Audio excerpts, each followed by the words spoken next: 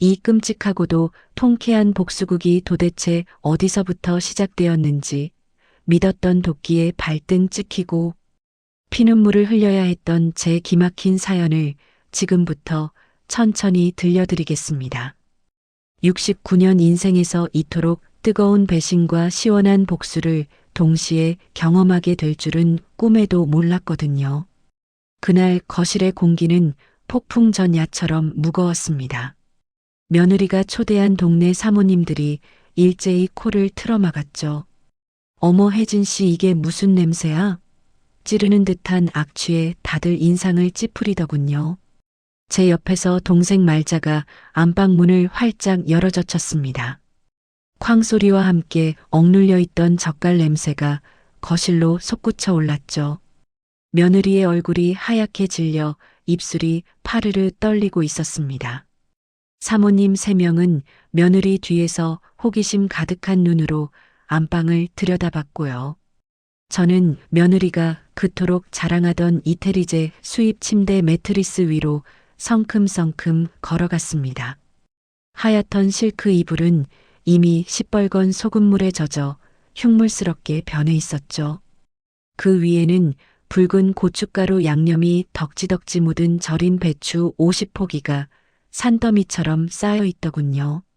마치 피범벅이 된 전장 같았습니다.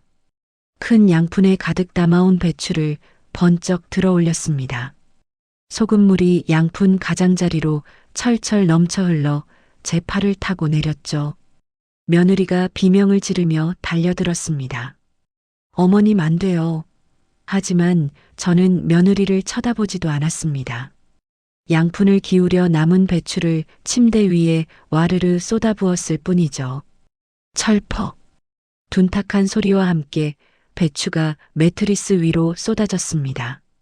뚝뚝 떨어지는 붉은 소금물이 하얀 이불을 완전히 잠식했죠. 젓갈 냄새가 방 안을 가득 채워 숨쉬기조차 힘들 지경이었습니다.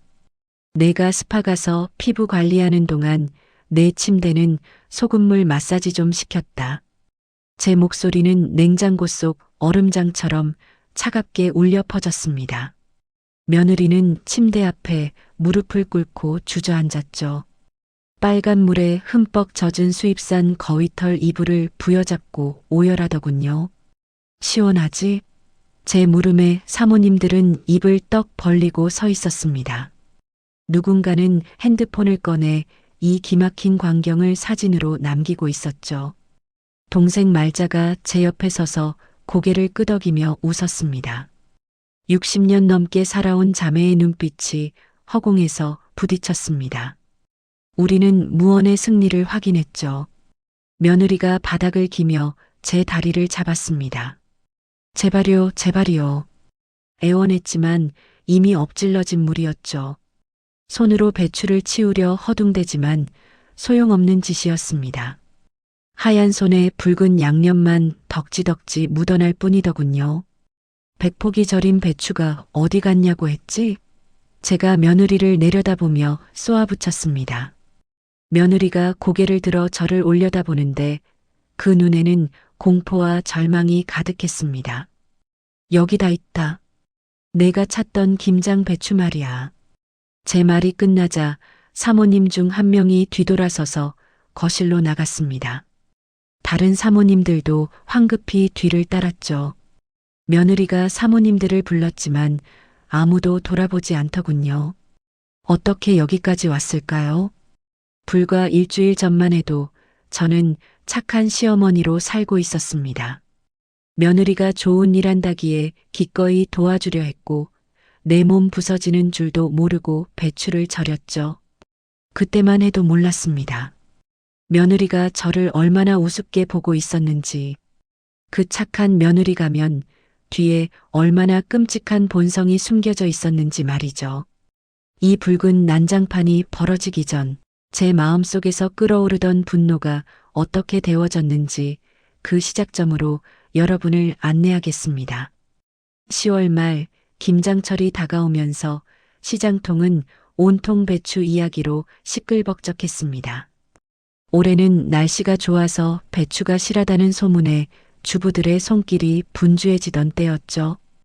평소엔 한 달에 한 번 얼굴 보기도 힘든 며느리 혜진이가 불쑥 집에 찾아왔습니다. 손에는 큼지막한 과일 바구니를 들고 있었는데 제 얼굴을 보자마자 세상 환하게 웃더군요. 어머님 안녕하세요. 얼굴에 화장을 어찌나 진하게 했던지 딴 사람 같아 보였습니다. 어깨에는 새로 산 듯한 명품 가방이 번쩍거리고 있었죠. 저는 거실로 며느리를 안내하며 소파에 앉으라고 했습니다. 며느리가 테이블에 내려놓은 과일 바구니 안에는 비싸다는 샤인 머스켓이 탐스럽게 들어 있었죠. 차 한잔 할래? 며느리는 고개를 끄덕였고 저는 부엌에서 따뜻한 유자차를 준비해 왔습니다. 며느리는 그새 핸드폰을 들여다보고 있었죠. 차를 따라주며 쳐다보니 뭔가 부탁할 게 있는 눈치였습니다. 10년 넘게 며느리 노릇시키다 보니 이제는 표정만 봐도 속내가 훤히 들여다보이는 법이죠. 며느리가 차를 한 모금 마시더니 조심스럽게 입을 열었습니다. 어머님, 이번에 제가 활동하는 봉사단체 있잖아요. 저는 고개를 끄덕이며 듣고 있었습니다. 며느리가 눈을 반짝이더군요. 거기서 독거노인분들에게 김치를 기부하기로 했어요. 좋은 일이지 않나요? 뭔가 꾸민 게 있어 보였지만 일단 맞장구를 쳤습니다. 그래, 좋은 일이네. 그러자 며느리가 빙긋 웃었습니다. 그런데 어머님이 좀 도와주셨으면 해서요. 드디어 본론이 나왔죠. 100포기 정도 김치를 담가야 하는데 어머님 손맛이 최고지 않나요? 재료는 제가 다 샀어요. 며느리는 가방에서 영수증을 꺼내 보여주었습니다. 100포기라니. 저는 놀라서 되물었죠. 며느리는 태연하게 대답했습니다. 네, 많이 필요하대요. 어머님이면 금방 하시잖아요. 가슴이 철렁했습니다. 100포기 김장이면 배추 절이고 양념 만들고 버무리는 데만 꼬박 사흘은 걸리는 고된 노동이었으니까요. 혜진아, 그건 좀 많은데. 난색을 표하려는데 며느리가 재빨리 말을 가로챘습니다. 어머님, 독거노인분들 생각해 보세요. 겨울에 김치 없으면 얼마나 서러워요. 감정에 호소하더군요. 제 손을 잡고 간절한 눈빛을 보냈습니다. 제발 도와주세요. 어머님 손맛으로 할머니들 행복하게 해드리자고요. 독거노인이라는 말에 그만 마음이 약해지고 말았죠. 저도 늙어가는 처지에 어르신들이 김치 없이 겨울을 난다는 게 남일 같지 않았으니까요. 알았어, 도와줄게. 고개를 끄덕이자 며느리의 얼굴이 환해졌습니다. 감사합니다, 어머님. 제 손을 꼭 쥐더니 가방에서 수첩을 꺼내 펼치더군요. 이미 날짜까지 다 잡아온 거였죠. 이번 주 토요일에 할게요. 배추는 금요일에 배달될 거예요. 토요일이라니? 저는 되물었지만 며느리는 저를 안심시켰습니다. 제가 하루 휴가 내서 도와드릴게요. 걱정 마세요. 며느리가 준비할 게 많다며 서둘러 자리를 떴습니다. 현관으로 향하는 뒷모습이 날아갈 듯 가벼워 보이더군요. 마치 큰 짐을 덜어낸 사람처럼 말이죠. 현관문이 닫히고 거실에 혼자 남은 저는 테이블 위의 과일 바구니를 물끄러미 바라봤습니다.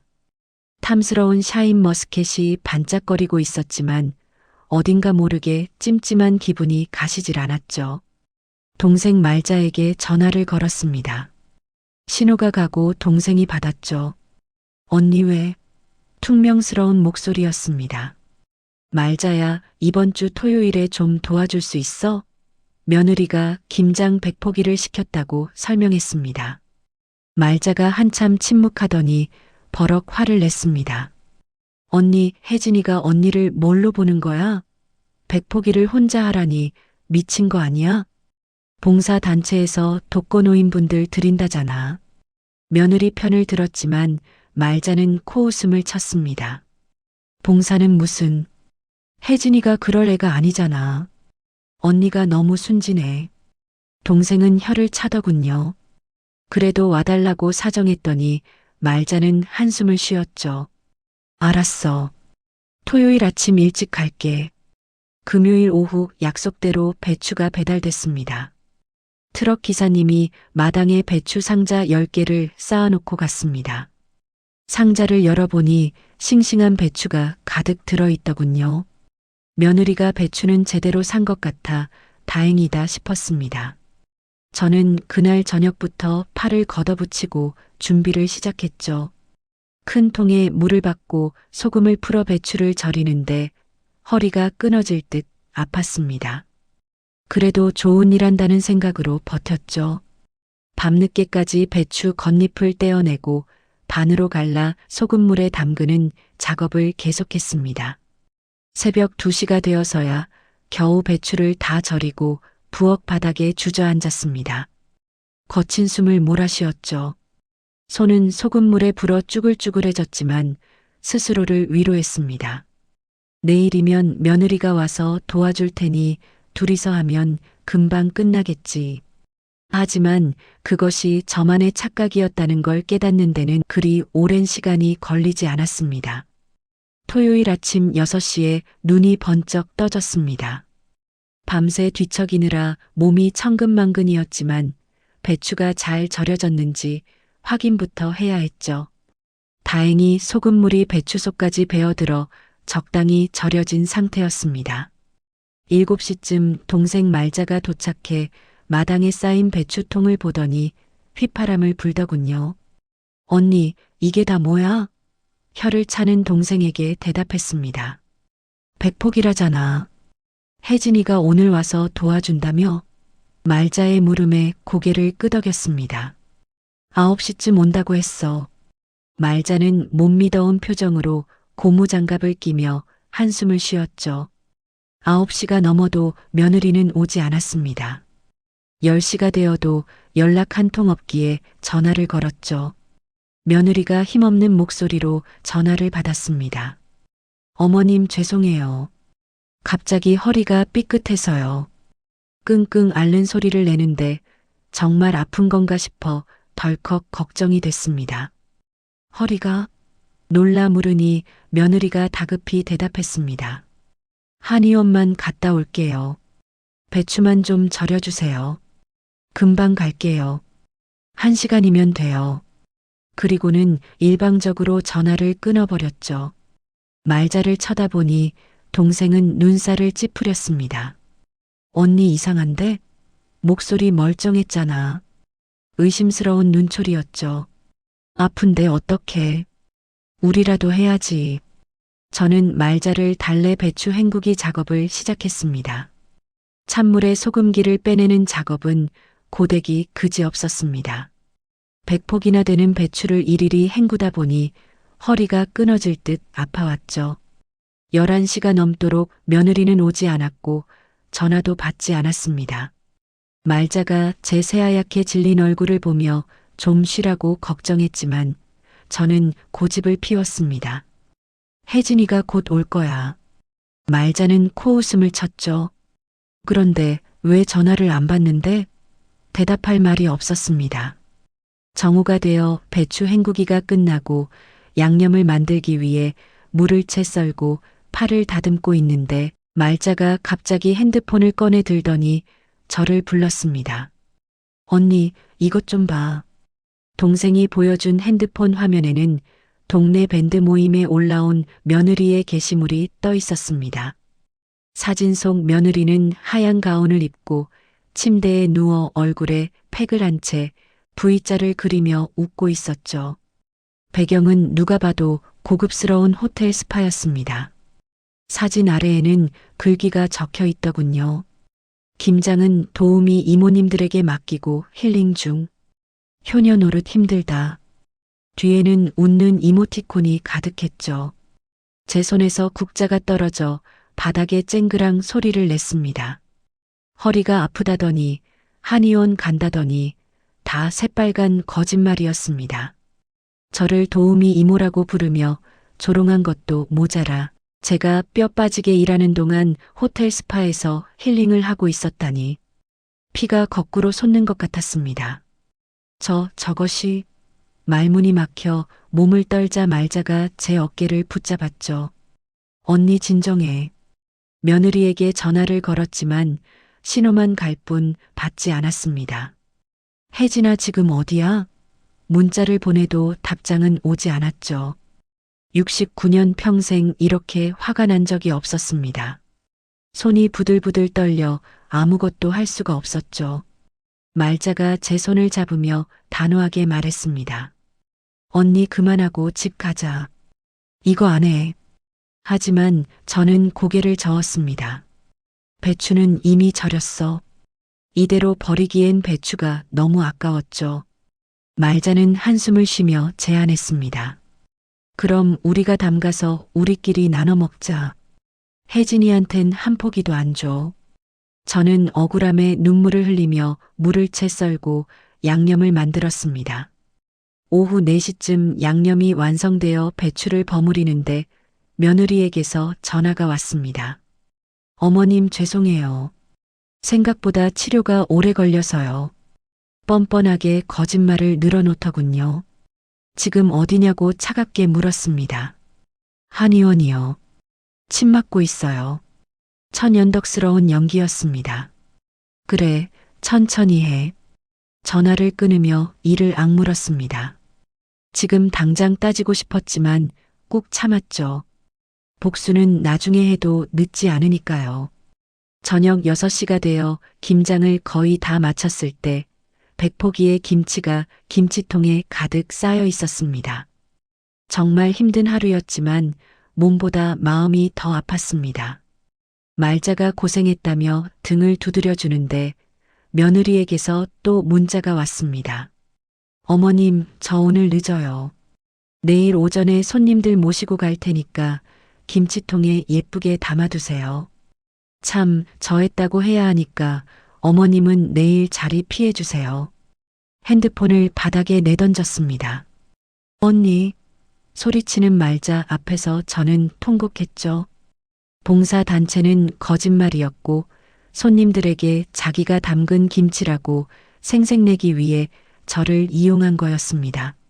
저를 도우미 이모 취급하며 자리까지 피해달라니. 며느리 눈에 저는 그저 부려먹을 하녀였던 겁니다. 말자가 제 곁에 앉아 위로했습니다. 언니 잘못 없어. 혜진이가 나쁜 거야. 한참을 울고 나니 말자가 제 눈물을 닦아주며 눈빛을 번뜩였죠. 언니, 이제 그만 울어. 복수하자. 복수? 되묻자 말자는 비릿하게 웃었습니다. 전현이 제일 아끼는 게 뭔지 알아? 이태리에서 수입한 침대를 망가뜨리자. 그 위에 이 배추를 다 쏟아버리자. 그 말에 제 눈이 번쩍 뜨였습니다. 언니, 이거 다 갖다 버리자. 아니, 전현 잠자리에다 아주 처발라주자. 며느리가 그토록 자랑하던 수입산 거위털 이불과 이태리제 매트리스를 망가뜨린다면 그보다 더 통쾌한 복수는 없을 것 같았습니다. 정말 그럴 거야? 말자는 고개를 끄덕였죠. 당연하지. 전현이 언니를 이렇게 무시했는데 가만히 있을 순 없잖아. 알았어. 하자. 단호하게 말하며 말자의 손을 꼭 잡았습니다. 우리는 내일 며느리가 손님들을 데려오기 전 새벽에 며느리 집으로 쳐들어가기로 계획을 짰습니다. 말자는 그냥 배추만 놓으면 재미없다며 덧붙였습니다. 소금물을 팔팔 끓여서 부어야 해. 이불이고 매트리스고 다 망가뜨려야 한다고 말이죠. 저는 그 계획에 전적으로 동의했습니다. 내일 새벽 우리는 며느리에게 평생 잊지 못할 선물을 안겨줄 참이었습니다. 밤새 한숨도 못 자고 뜬 눈으로 밤을 지새웠습니다. 천장을 바라보며 호텔 스파에서 희희낙낙했을 며느리의 얼굴을 떠올리니 분노가 치밀어 올랐죠. 새벽 5시가 되자마자 일어나 말자에게 전화를 걸었습니다. 언니나 벌써 깨 있어. 기다렸다는 듯 받는 동생의 목소리에 힘을 얻었습니다. 지금 출발할게. 30분 뒤 우리 집 앞에서 만나기로 하고 부엌으로 가 김치통에서 배추 50포기를 꺼내 큰 양푼에 담았습니다. 빨간 양념이 손에 묻었지만 신경 쓰지 않았죠. 큰 냄비에 물을 가득 받고 소금을 들이부어 팔팔 끓였습니다. 보글보글 끓어오르는 소금물이 제 끓어오르는 분노 같았습니다. 끓인 소금물을 페트병 5개에 나눠 담고 나니 말자가 차를 몰고 도착했습니다. 트렁크에 실린 큰 양동이에 배추를 옮겨 담는데 무게가 어마어마해 둘이서 끙끙대며 겨우 실었죠. 며느리 집으로 향하는 차 안에는 젓갈 냄새가 진동했고 창문을 열자 차가운 새벽 공기가 들어와 뜨거운 머리를 식혀주었습니다. 언니 정말 할 거지? 묻는 말자에게 단호하게 대답했습니다. 당연하지. 며느리가 사는 20층 아파트 주차장에 차를 세우고 비밀번호를 눌러 현관문을 열었습니다. 예전에 혹시 모를 때 쓰라고 알려줬던 비밀번호가 이렇게 쓰일 줄은 몰랐겠죠. 거실은 조용했습니다. 안방 문을 살짝 열어보니 며느리와 아들이 세상 모르고 자고 있더군요.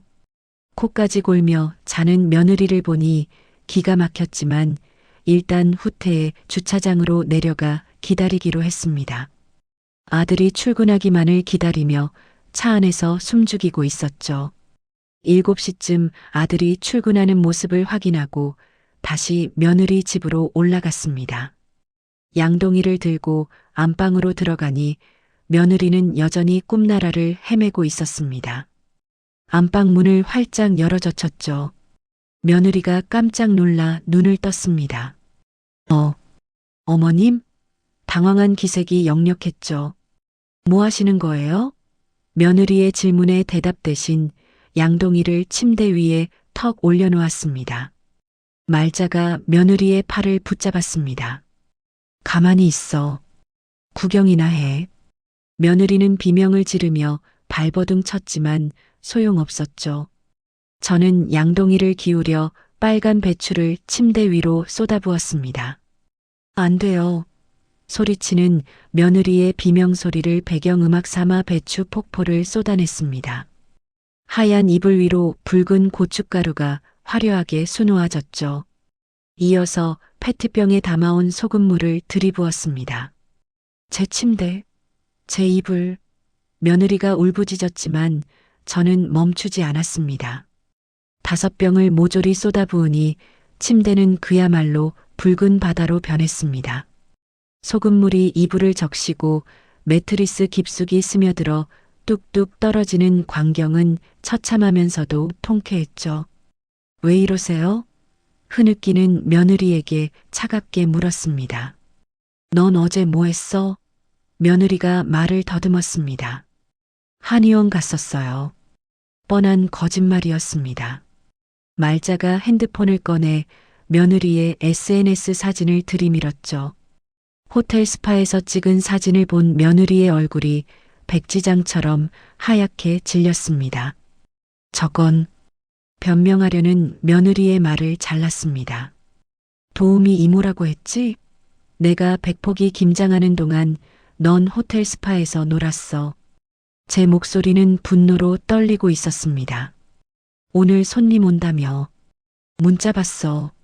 내가 담근 김치라고 거짓말하려는 거 다 알아. 몰아붙이자 며느리는 바닥에 주저앉아 무릎을 꿇었죠. 죄송해요, 어머님. 제가 잘못했어요. 손이 발이 되도록 빌었지만 제 마음은 이미 차갑게 식어버린 뒤였습니다. 이제 와서 빌어? 코웃음을 치며 말자를 쳐다봤습니다. 언니 이제 가자. 목적은 달성했어. 침대 위를 붉게 물들인 배추 더미와 젓갈 냄새가 진동하는 방을 뒤로하고 나오려는데 며느리에게 한마디 던졌습니다. 오늘 손님들 오면 이 방 구경시켜줘. 며느리가 매달렸습니다. 제발 그것만은요. 안 돼. 내가 자랑하고 싶어 하던 침대잖아. 냉정하게 말하고는 뒤도 돌아보지 않고 나왔습니다. 현관문을 나서며 들리는 며느리의 통곡 소리가 제 귀에는 승전가처럼 들리더군요. 집으로 돌아오는 차 안에서 말자가 웃음을 터뜨렸습니다. 언니 속 시원하지? 저도 고개를 끄덕였습니다. 정말 시원해. 남은 배추 50포기는 말자의 제안대로 동네 경로당에 진짜 봉사로 기부하기로 했습니다. 마음이 한결 가벼워졌죠. 오전 10시가 되자 며느리에게서 전화가 빗발치고 문자가 쇄도했습니다. 어머님 제발 좀 와주세요. 손님들이 곧 와요. 애원하는 문자에 짧게 답장했습니다. 난 안 가. 내가 알아서 해. 그리고는 전화기를 꺼버렸죠.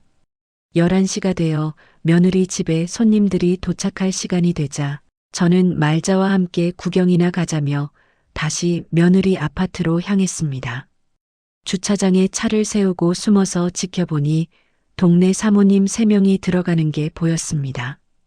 우리도 뒤따라 올라가 복도에서 귀를 기울였죠. 현관문이 열려 있었습니다. 어서 오세요. 며느리의 떨리는 목소리가 들려왔습니다. 혜진 씨 김치 구경 좀 하자. 100포기나 담갔다며? 어디 뒀어? 사모님들의 질문에 며느리는 당황하며 말을 얼버무리고 있더군요. 들어가자. 속삭이며 말자와 함께 현관 안으로 들어섰습니다. 김치는 부엌에 있어요. 사모님들을 부엌으로 안내하려던 며느리가 우리를 보고 얼어붙었습니다. 아, 거기는 좀. 막아서는 순간 제가 거실로 걸어 들어갔습니다. 어머, 누구세요? 질문에 며느리가 급하게 대답했습니다. 저희 시어머니세요. 사모님들이 놀라며 반색했습니다. 시어머니? 혜진 씨가 김치 100포기 담갔다며? 며느리가 얼굴이 빨개져서 말을 더듬자 제가 침착하게 나섰습니다. 제가 담갔어요. 며느리가 다급하게 끼어들었습니다. 어머님이 도와주신 거예요. 제가 주도했고요. 거짓말을 늘어놓자 말자가 쏘아붙였습니다. 언니는 혼자 했어. 2년은 호텔 스파 가서 놀았지. 사모님들의 표정이 굳어졌습니다. 말자가 핸드폰을 꺼내 며느리의 SNS 사진을 보여주었습니다. 증거 있어. 도우미 이모들에게 맡기고 힐링 중이라고 썼네요. 확인 사살을 했죠. 며느리가 핸드폰을 뺏으려 했지만 소용없었습니다. 사모님들은 며느리를 경멸 어린 눈빛으로 쳐다봤습니다. 어머, 이게 뭐야? 며느리는 무릎을 꿇고 빌었죠. 잘못했어요. 혜진 씨, 김치는 됐어. 그냥 갈게. 사모님들이 돌아서자 며느리가 붙잡으려 했습니다. 하지만 차가운 대답만 돌아왔죠. 우리 모임 수준이 있는데 이런 식으로 거짓말하는 사람은 곤란해요. 사모님들이 현관문을 나서려는데 복도에서 누군가 코를 킁킁거렸습니다. 어머, 혜진 씨 이게 무슨 냄새야? 안방에서 새어나오는 젓갈 냄새를 맡은 사모님 한 명이 다시 들어왔습니다. 냄새가 어디서 나는 거야? 며느리가 막으려 했지만 말자가 안방 문을 활짝 열어젖혔죠. 매캐한 젓갈 냄새가 거실로 확 솟구쳤습니다. 침대 위에 처참한 광경이 드러났죠. 빨간 소금물에 절여진 이태리제 침대와 배추 더미를 본 사모님들은 입을 다물지 못했습니다. 이제 복수의 절정이었습니다. 며느리의 얼굴은 이미 죽은 사람처럼 하얗게 질려 있었고 저는 당당하게 안방으로 걸어 들어갔습니다. 양푼에 남은 배추를 들어 올리자 며느리가 비명을 지르며 달려들었습니다. 어머님 안 돼요. 하지만 말자가 며느리를 가로막았죠. 저는 며느리를 쳐다보지도 않고 양푼을 기울여 마지막 배추를 침대 위에 쏟아부었습니다. 철퍽 소리와 함께 침대는 완벽한 배추밭이 되었습니다. 빨간 소금물이 바닥으로 뚝뚝 떨어졌죠. 사모님들은 경악하며 사진을 찍기 시작했습니다. 며느리가 애원했습니다. 제발 사진 찍지 마세요. 사모님들은 며느리를 밀쳐냈습니다. 혜진 씨, 이게 대체 무슨 짓이야? 100포기 절인 배추가 어디 갔냐고 했지? 여기다 있다. 내가 찾던 김장 배추 말이야. 차갑게 말하자 며느리는 침대로 기어가 배추를 치우려 했습니다. 하지만 역부족이었죠. 사모님들은 혀를 찼습니다. 나 먼저 갈게. 이런 집 있기 싫어. 혐오감을 드러내고 떠나버렸습니다. 복도에서는 수군거림이 들려왔죠. 혜진 씨 완전 이상한 사람이네.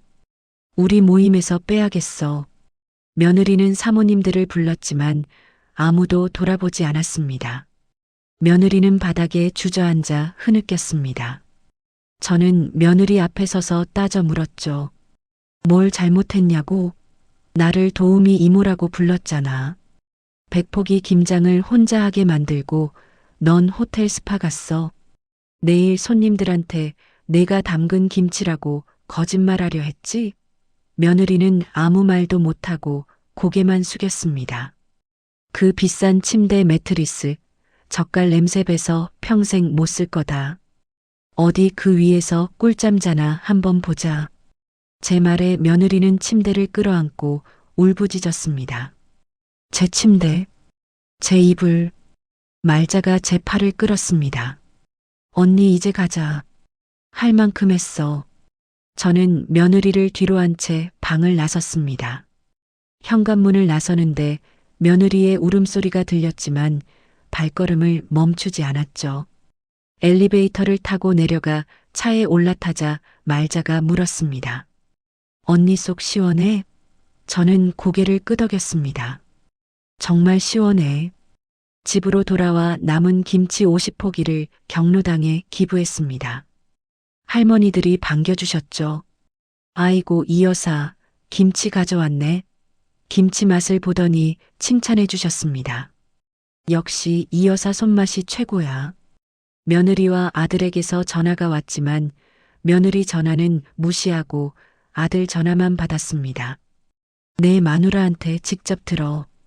차갑게 말한 뒤 물었죠. 민서가 내 마누라가 나한테 뭘 했는지 알아? 자초지종을 설명했습니다. 아들이 당황해하며 말했습니다. 엄마 미안해요. 제가 몰랐어요. 저는 전화를 끊어버렸죠. 이제 알았으면 됐어. 저녁이 되어 말자와 된장찌개를 끓여 먹었습니다. 말자가 물었죠. 언니 후회 안 해? 저는 웃으며 대답했습니다. 전혀. 오히려 시원해. 밥을 먹고 설거지를 하고 거실 소파에 앉아 텔레비전을 켰습니다. 며느리의 얼굴이 떠올랐지만 마음이 아프진 않았죠. 당연한 대가를 치른 거였으니까요. 창밖의 달을 보며 다짐했습니다. 이제 제 인생을 살 거라고. 며느리 눈치 보지 않고 제가 하고 싶은 대로 살 거라고요. 말자가 옆에서 토닥여 주었습니다. 언니 잘했어. 그날 밤 저는 오랜만에 푹 잤습니다. 악몽도 꾸지 않았고 아침에 눈을 떴을 때 몸이 날아갈 듯 가벼웠습니다. 한 달이 지났습니다. 며느리에게서 연락이 끊겼죠. 아들도 전화하지 않았고 동네에서는 며느리가 모임에서 퇴출당했다는 소문이 퍼졌습니다. 경로당 할머니들은 제 김치를 계속 칭찬하며 올해도 부탁한다고 하셨습니다. 저는 흔쾌히 수락했죠. 말자와 가끔 만나 그날 일을 이야기하며 웃었습니다. 어느 날 아들에게서 짧은 문자가 왔습니다. 혜진이랑 각방 쓰기로 했어요. 이혼도 생각 중이에요. 답장하지 않았습니다. 아들의 일은 아들이 알아서 할 일이었으니까요. 며느리가 침대를 버렸다는 소문도 들렸습니다. 젓갈 냄새가 안 빠져서 쓸 수 없었다고 하더군요. 새 침대를 사려니 돈이 없어서 바닥에서 잔다고 했습니다. 저는 그 소문을 들으며 조금도 미안하지 않았죠. 오히려 속이 시원했습니다. 1년이 지난 지금 김장철이 돌아오자 작년 일이 떠올랐습니다. 말자에게 물었죠. 올해 김장 같이 할래? 말자가 대답했습니다. 당연하지. 몇 포기 할 거야? 50포기만 해서 경로당에 드리자고 했습니다. 시장에서 배추를 고르는데 경로당 할머니가 물으셨습니다. 이 여사, 올해도 김치 주실 거죠? 저는 웃으며 대답했습니다. 물론이죠. 이번 주에 담글 거예요. 집으로 돌아와 배추를 손질하는데 작년처럼 힘들지 않았습니다. 올해는 제가 하고 싶어서 하는 일이었으니까요. 토요일이 되어 말자와 함께 김장을 했습니다. 말자가 물었죠. 언니 작년 생각나지? 저는 박장대소하며 대답했습니다. 어떻게 안나? 평생 못 잊을 거야. 김장이 끝나고 경로당에 갖다 드리니 할머니들이 환호하셨습니다. 집으로 돌아오는 길 날씨가 맑고 햇살이 따스했죠. 며느리와 아들이 어떻게 살고 있을지 궁금했지만 저는 제 인생을 살기로 했습니다. 내년에도 김장을 할 것이고 며느리 같은 사람한테 속지 않을 겁니다. 제 손맛을 아껴줄 사람들에게만 줄 거예요. 창밖을 내다보니 겨울이 다가오고 있었습니다. 나뭇잎이 떨어지는 것처럼 제 인생도 바뀌었죠. 거울 속 69세의 제 얼굴은 주름이 깊게 패여 있었지만 표정은 밝았고 생기가 넘쳤습니다. 며느리한테 복수한 게 후회되진 않더군요. 오히려 잘한 일이었고 제 자존심을 지킨 셈이었습니다. 밤이 깊어 침대에 누워 천장을 바라보니 비로소 편안한 마음이었습니다. 앞으로 펼쳐질 날들이 기대됐죠?